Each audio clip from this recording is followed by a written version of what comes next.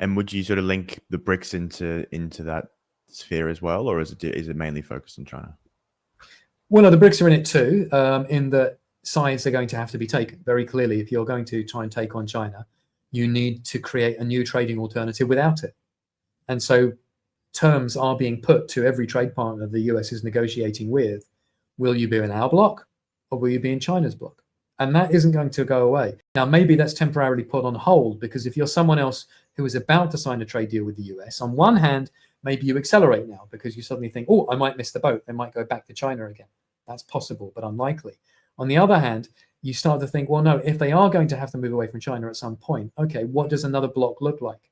Who's in it? Who's the fulcrum? Now, India is being spoken about, Vietnam, for example. All these are very likely.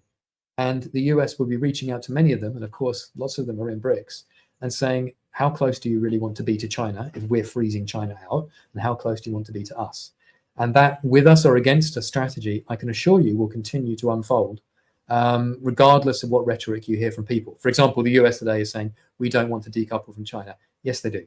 That's evidently clear. Maybe not in every product, but in all the products that count, and that's a lot of products. Yeah, okay.